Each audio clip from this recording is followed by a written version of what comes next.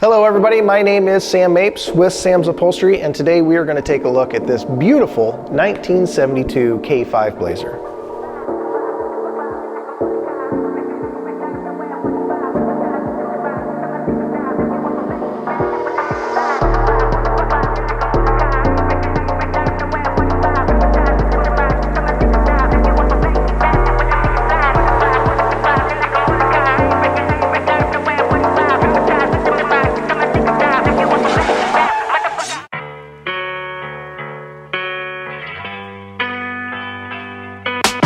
So under the hood, we did quite a bit of stuff. All our side panels were from Venata Fab. We did the same exterior color inside the hood, but with a satin finish, so it kind of ties the outside to inside. And we also put in CVF hood hinges. I really like putting these side panels in because you can really tuck away all the wiring and all the AC lines, kind of the ugliness gets all tucked in behind the panels there. We have an Entropy radiator, dual fan, so each fan is 3,000 CFM a piece, so you're running 6,000 CFM. Started with a 5.3 platform, put a little bit bigger cam in it, a stage 4 Texas speed cam. We did the Phi-Tech intake, but we're running a Holley Terminator X Max ECU and transmission control. We've upgraded the front serpentine belt system to the CVF billet aluminum pulley system. We got a Wilwood master cylinder and a brake booster, Douglas double ceramic coated headers, so that it'll always kind of stay that color. You don't have to worry about them bluing, rusting, anything like that.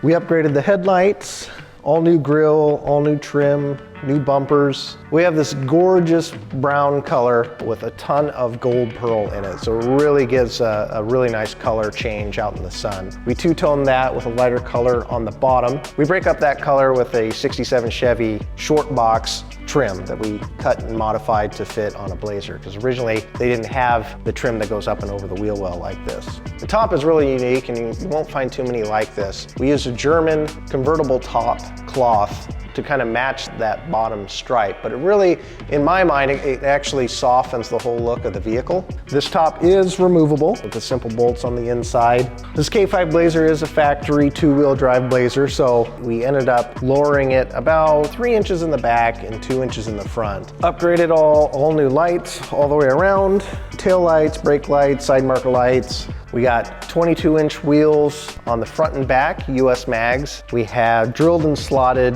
CPP brakes, custom exhaust all the way through.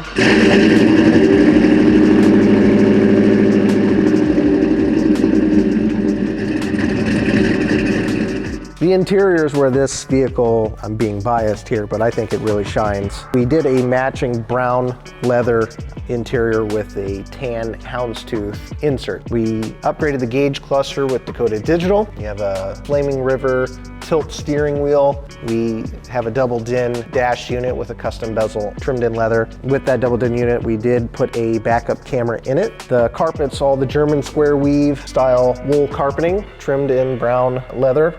One thing to note before we even started this restoration is how clean the body was before we even started.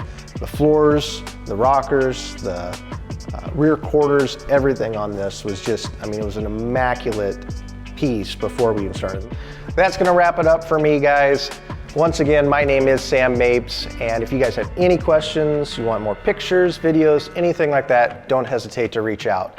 This was truly one of our more enjoyable builds to do. So make sure you like and subscribe and see what we're building next time.